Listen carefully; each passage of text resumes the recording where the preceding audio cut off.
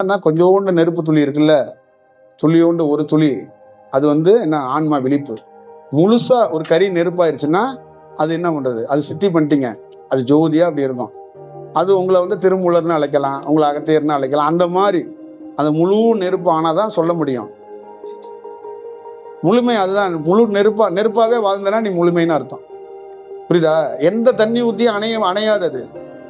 புரியுதா? நம்ம வீட்டுல இருக்கிற அடுப்பை என்ன பண்ணுவாங்க, எரிஞ்சு முடிச்ச உடனே எடுத்து தண்ணி ஊத்துவாங்கல்ல.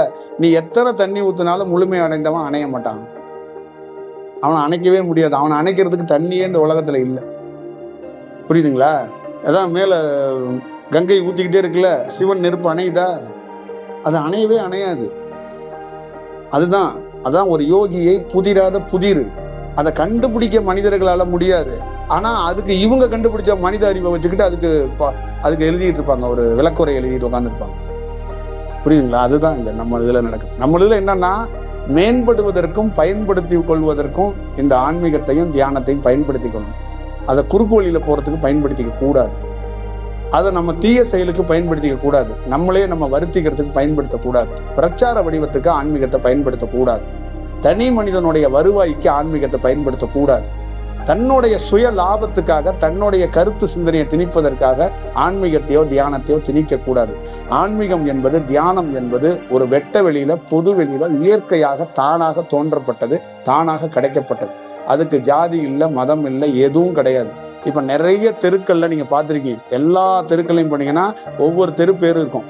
நீங்க பார்த்திருப்பீங்க. உங்க ஊர்ல ஒரு தெரு இருக்குல்ல, ஒரு நாள் இது தியான தெருவு, இது தியானத்துக்குரிய தெருவு அப்படின்னு அந்த தெருவுல என்னைக்காவது பேர் பலகை வந்துருச்சுன்னா அன்னைக்கு இந்த ஊர் இந்த நாடு மேம்படையதுன்னு அர்த்தம். இது வாசி தெருவு, இது சுவாசத்தை கவனிக்கிற தெருவு. இங்க இல்லவங்களாம் யாருங்க, இங்க எல்லாம் ப்ரொஃபஷனல் தவம் பண்றவங்க அப்படின்னு என்னைக்கு வருதுன்னா அன்னைக்கு அங்க ஜாதி அடிபட்டு போயிடும், அன்னைக்கு அங்க மதம் அடிபட்டு போயிடும், அன்னைக்கு இந்த பேர் அடிபட்டு போயிடும். அந்த மாதிரி ஏதாவது ஒரு தெருவுக்குள்ள இருக்கா? குருமார்களோட பேர் கூட வச்சிருப்பாங்க, ஆனா ப்ரொஃபஷனலா இந்த மாதிரி இருக்கா? இந்த மாதிரி ஒரு நாள் மாறிட்டா அப்புறம் ஏன் நீ ஜாதியை பத்தி பேச போற? நான் ஊருக்கு வெளியில என்ன வச்சிருக்காங்க, என்ன ஊருக்கு அந்த பக்கம் வச்சிருக்காங்க, இந்த பக்கம் வச்சிருக்காங்க, ஏன் பார்க்க போற?